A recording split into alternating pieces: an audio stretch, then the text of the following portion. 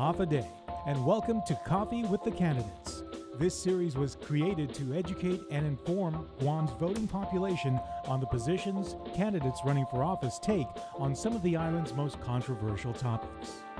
It's a senatorial incumbent episode tonight featuring interviews with Republican Wil Castro and Democrat Regine Lee. Coming up after this.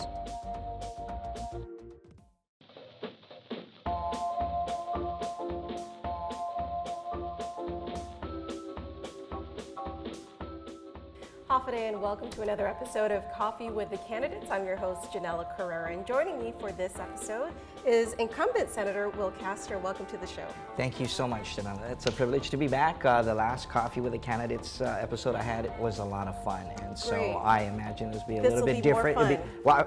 I'm banking on it.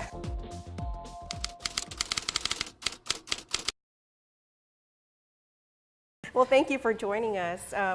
We're going to start off with some icebreaker questions, kind of get to know the fun side of you, which I'm sure we've seen a lot of already. But Hulu and Netflix, do you watch that? Do you? You know, so in all honesty, I had a Netflix account. You had a Netflix account? I had a Netflix account until they cut the salaries, and so I prioritized. I know that's a terrible way to segue into the show, but the truth is I had a Netflix account. Now I use my partner's, but if you were to reactivate it, there you would find 3 shows, right? So you would have Madame Secretary, which is pretty conforming to what I do. Then you would have something kind of little interesting. It reflects my history, social studies teaching background. It's called Borgias, Borgias, and I think it's a distorted perception on, probably more accurate than I want it to be, about Rome at the time and its involvement with the states, the rising nation states, and even some suggestions of like scandalous stuff. And it's interesting though to see the evolution between power and politics and religion. Okay. And then the third one, of course, is Sons of Anarchy. Just because it's really right up there with the biker community. Right, I was going to say. Nothing intrigues me about the illicit side of it, just the Don't worry. biker culture. Don't worry, you're not under a microscope here. Are you sure? And this is Netflix.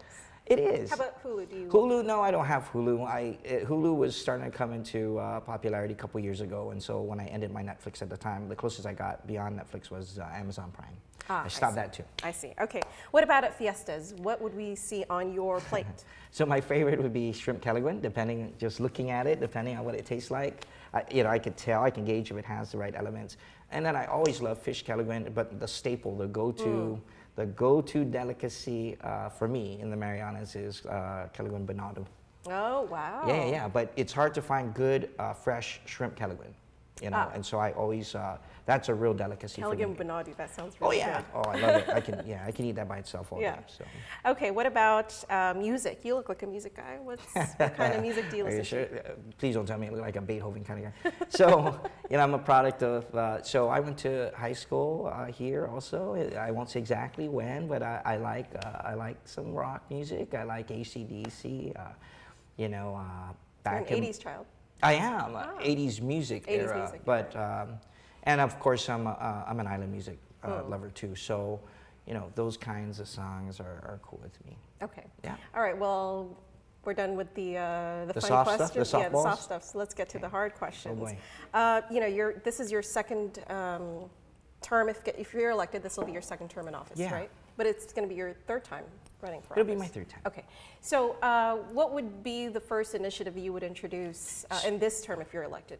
Sure. So if I'm reelected, if I should be given the privilege to get reelected, I've been working on this for some time. I think you probably covered some of this in your prior stories. But first initiative would be to introduce a bill that would authorize the governor, whoever that may be at the time, to enter into an accord with the CNMI in order that we can establish some kind of an agreement to exercise greater control over our borders and trade and perhaps even labor and immigration. I know that the pushback is going to be, well, you can't do that. And based on what I think I've laid out going into the next term, and my challenge back to anybody else who thinks that these two jurisdictions can't do it is, I'd like to see you try and stop us. That's my first initiative, and it's overarching, it's bigger picture, but definitely some local implications to that. I noticed that you have several legislations with an emphasis on the CNMI and some sort of reunification. You've introduced several bills. Is there like something, did you grow up there? Did you live there? No, so my mom, I do have an affinity for the CNMI. Actually, I have an affinity for all Pacific peoples, to include American Samoa. But my mom's, part of my mom's lineage is of CNMI descent. My partner, the mother of my youngest child, Mariana, conveniently named Mariana. I met her in Saipan. I spent 2 years there as the director of institutional effectiveness at the college. But it really is beyond what I've experienced in terms of my personal experiences. It really is, if you look at it strictly from a political perspective, I really think that there's a lot of progress through cooperation that can be gained. I think, I'll give you a very simple example. I think if you combine both Guam and CNMI as an example, those are your questions, in terms of combined ocean space, and we controlled that and all the natural resources in that, that's tremendous economic opportunity. Like There's an upsell, you bet, from fisheries to natural resource management. How about if I told you that we're not, for the purposes of businesses and how you characterize that, how about if I told you that we'll treat each other as domestic businesses? Or how about if there was a way, considering interstate and intrastate tax laws of the United States government, that we treated each other equally, that it's intrastate commerce, that you no longer looked at us as a different destination, that in fact we can trade for free, and would encourage it. And I even, I would even suggest, and perhaps the first time I've ever spoken about it, is what happens if the Marianas got with the Republic of Palau and other sovereign nation states and said, we're gonna exercise dominion over the entire Western Pacific that's within our EEZ. What do you think happens there? I could tell you very plainly, what happens is you become a de facto player at the international table for fisheries. And I'll give you a small example, the $6 billion tuna industry.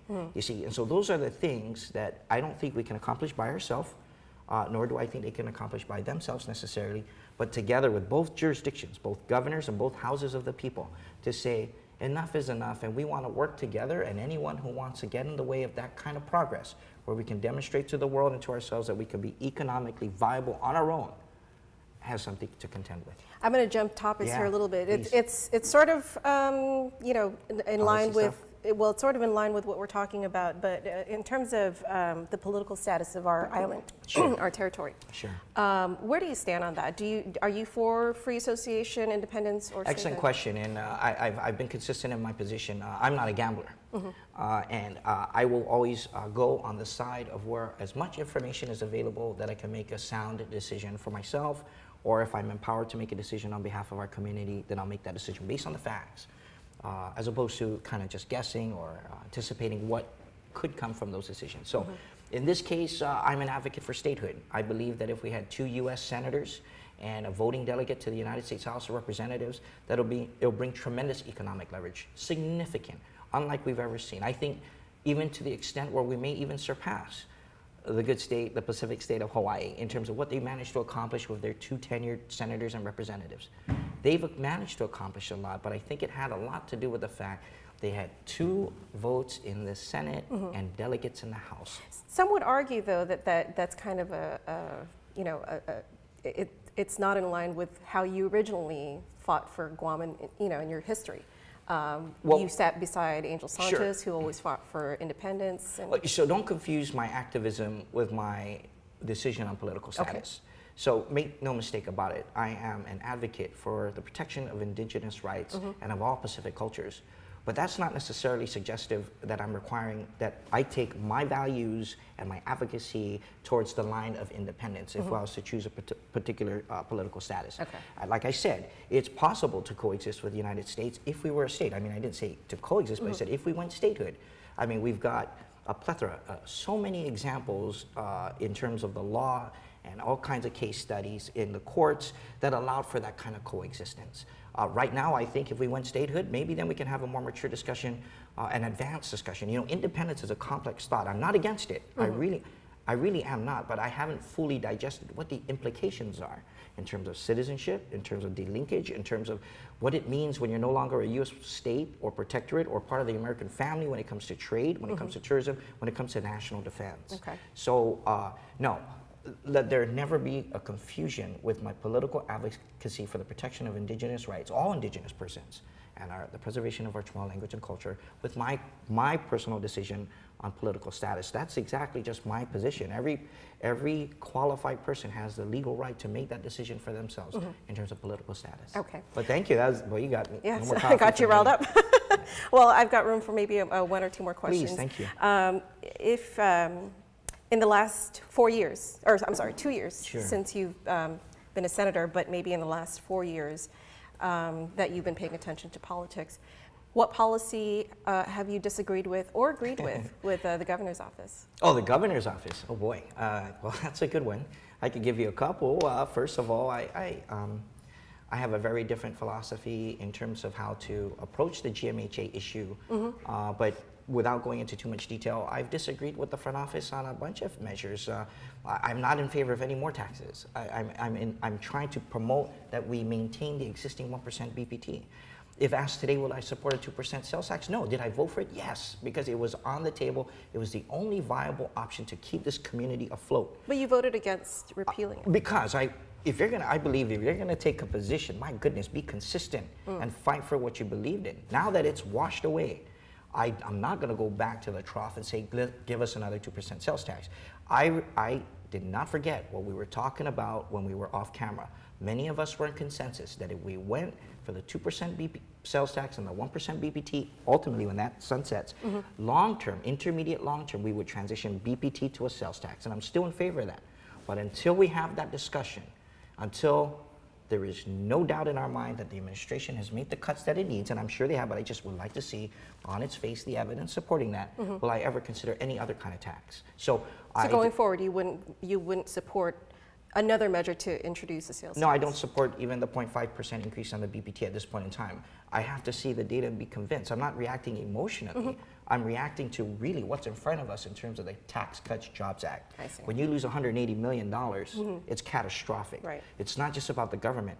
It's about this entire community. When 700 to 1,500 to 3,000 families are adversely affected because you cut their pay or you completely laid them off, the entire community will feel that. They'll feel it. They have less to spend.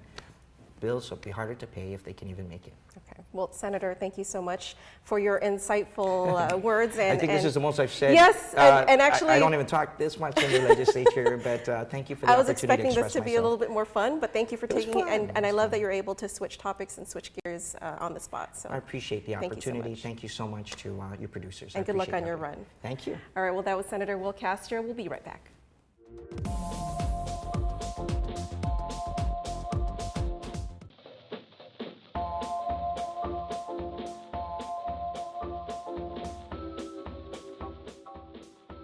Hafaday, and welcome back to Coffee with the Candidates. I'm Janella Carrera, your host, and joining me in this segment is incumbent Senator Regine Biscoe Lee. Thank you for joining us in this episode of Coffee with the Candidates. Coffee day.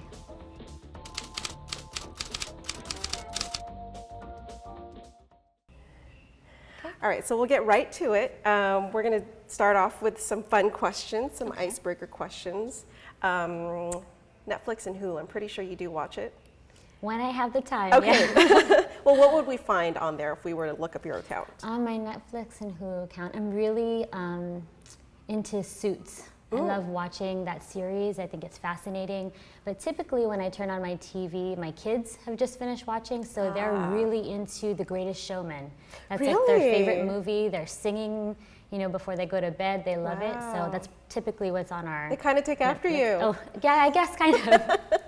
They like to entertain themselves, that's for sure. Well, okay, so what about at a fiesta? What would we see on your food plate? I really like to get a balance and a lot of different colors. So, you know, you'll see some red rice, some gulay hagansuni, maybe some chicken or fish kelaguen, and I can never resist barbecue chicken or karen pika. I know, I could go on and on. I'm really excited about food, and we have great food on Guam.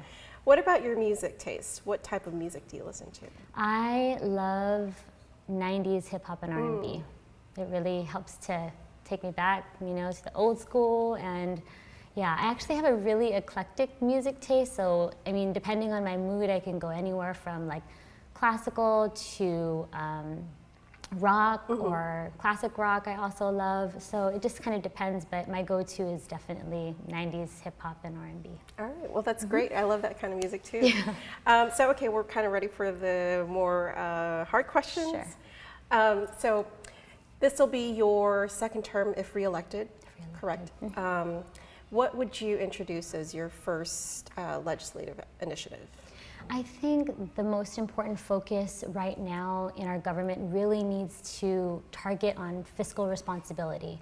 And in my first term, I've really fought against increasing taxes, fought against more bond borrowing, and I think we need to continue that. And I'm looking forward to introducing economic development initiatives that are going to help pave the way and get us the resources that we need so we can provide our essential government functions to our people so that we can uphold our promises to education, healthcare, and public safety. You're sort of in the thick of it right now, right? We are. With the sales tax being on its way to being repealed, the BPT, the debate over the BPT, there's been an initiative proposed to increase the hotel occupancy tax. That's right.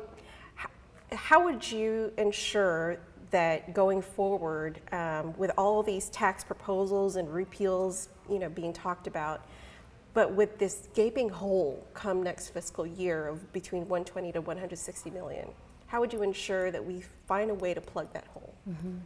It's a huge challenge. It's a huge undertaking, and you're absolutely right in saying that it's a big gaping hole. And so there's no one way, there's no one silver bullet that we can take and solve all of our problems. So it needs to be a multi-pronged approach. We need to get our government spending under control, absolutely. We need to find creative ways to bring in additional revenue streams that won't involve placing the burden on working families and on our small businesses.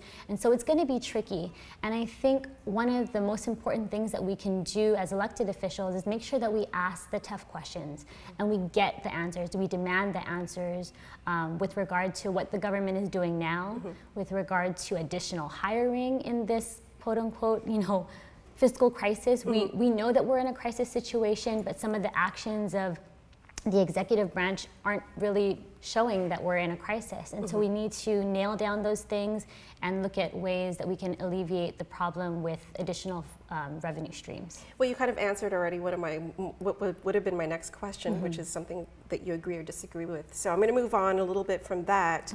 Okay. Past or present, name a senator who's inspired you. And I would open this up, whether it's a local senator from Guam or a senator from the US or anywhere around the world. I'd have to say that former Speaker Antonio Pinco has been an incredible role model for me, both as a little girl when I was growing up. He's a family friend of ours, so I got to see him in a personal light and then also professionally in a lot of the great work that he did for the people of Guam. I actually inherited his phone line. Oh. And there have been a couple of times where constituents, some of our Manumku constituents will call and they will ask for Speaker Pinco. Wow. And so it touches me a lot to know that not only has he been gone for about 10 years, but people still remember him, and it's his legacy of service that really stays with the people. Wow. And they know that if they have a problem, if they need something to be fixed, they call him. And so I really take that to heart. I really hope that my service and the work that I'm doing now will lead people to associate me with solving problems and really giving that legacy of service to our people. How do they react when they find out that this phone line now belongs to you and Speaker Pinco, of course, has passed on? Yeah, it's a lot of times their desires or their critical situations are so dire that they just need anybody to help them. And so the first person they thought of is Uncle Tony, but the fact that I'm coming in and attempting to assist them in their situation, they're just very grateful. That's such an honor. It must be an honor. Someone that inspired you, and then to take some phone calls, even in his late life, That's 472-3455 and 56. We have the same phone number, and so it's, wow, that's amazing. In recent weeks, it's been revealed that there are no longer any abortion providers on Guam. and you've seen the news about, children being abandoned, Right. one mother who's facing murder charges. How do you feel about, where do you stand on abortion and the fact that at this time we have no abortion providers and we don't currently have a safe haven law? Right, so this is extremely difficult situation. I feel that abortion should be safe, they should be legal, and they should be extremely rare. And in much of my work that I've been doing, you see so many of our children, like you mentioned, being discarded, being neglected, and being abused. And that is a clarion call for government, not just government, but our entire community to really take a look at this and try to decrease the number of unintended pregnancy. And so that's one critical thing that we need to focus on. But in addition to that, as you mentioned, Child Protective Services is one of the agencies that's under my oversight. And so I work very closely with them, very closely with the caseworkers and the social workers at CPS and at BOSA to help to address some of these challenges and some of the critical needs for our kids. And I introduced last week a bill that would take much needed funding Yes, I remember. and give it to CPS, and that's something that hasn't really been done. 100% of the Child Protective Services on Guam are federally funded. We give zero local appropriation to CPS. I see. And many people who find that out think that's such a shock because CPS and our children need to be one of our top priorities, and it really is not in the way that our budgets have been run. And so I'm trying to change that. And I'm really trying to give CPS and our entire community the resources that we need to make sure that our children are taken care of, that we are able to save them from some of these very dangerous situations that they've been placed in, and also give our parents and our families the resources that they need to really care for our children and give them opportunities to thrive. Okay, thank you very much. I'm going to jump topics a little here. Sure.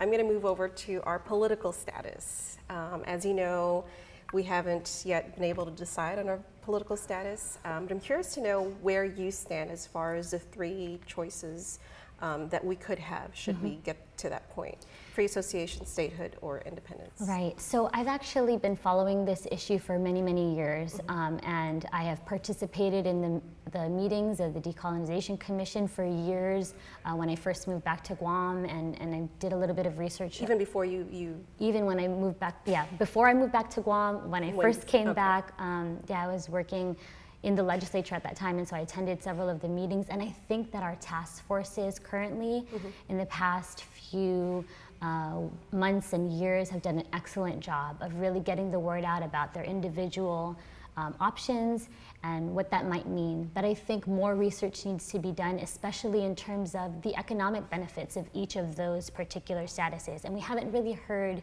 much about that and how those different options would impact our economy.